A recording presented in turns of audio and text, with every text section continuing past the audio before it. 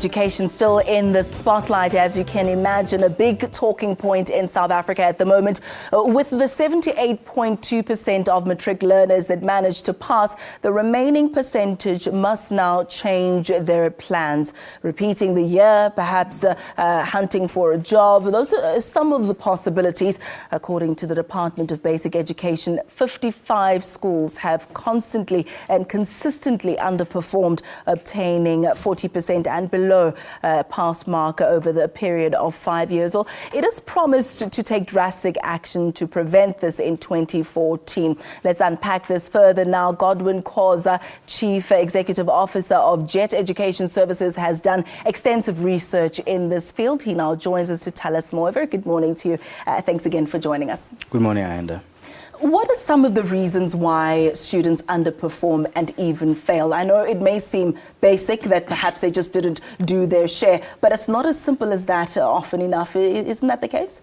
Yeah, look, I mean, the performance of learners, which we pay attention to every end of the year, is a result of many different factors,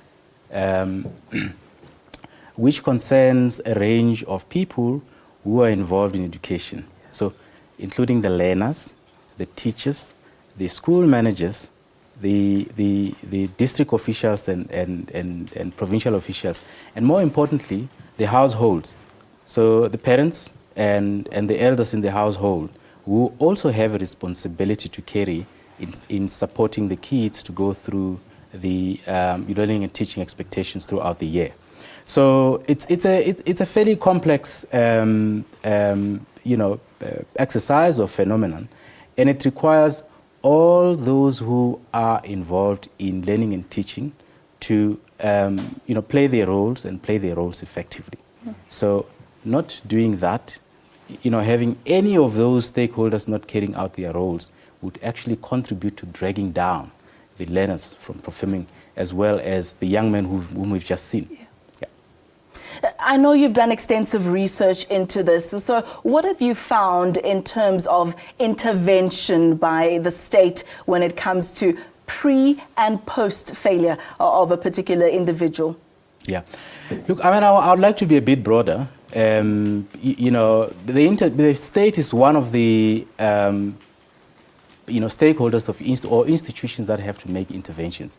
But there's a range of interventions that can be made, and those interventions can be made in a quite a wide spectrum of, and shall I say, this lower order and higher order interventions. So some of the lower order interventions are just to make sure that the schools are open for the prescribed, time in a given year, the 200 or so, days that we require the schools to be open, and for teaching and learning to be happening. That's very basic, and often we take it for granted. It doesn't happen in every school. So as a nation, I think we must focus first and foremost on making sure that the schools are open, teaching and learning is happening. Some of the higher order, interventions are making more efficient and effective use of the resources that are available in each and every school.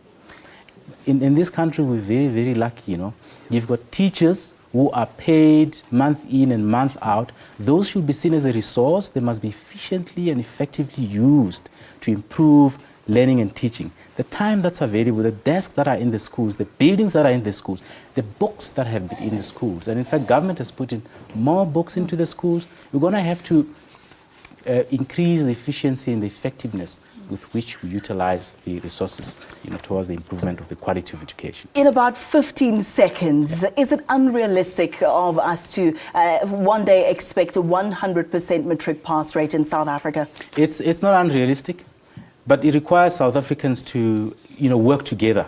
We're going to have to all put our hands on the deck, and we're going to have to find 5 or 10 things that all of us are going to do, from the household into the classroom, throughout in the different levels of the system.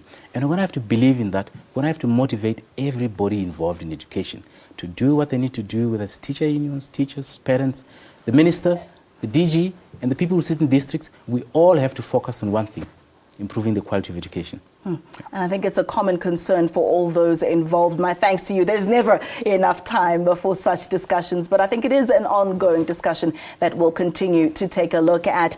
Godwin Khosa, Chief Executive Officer there of Jet Education Services. He's done a lot of research into this, and thank you so much for joining us.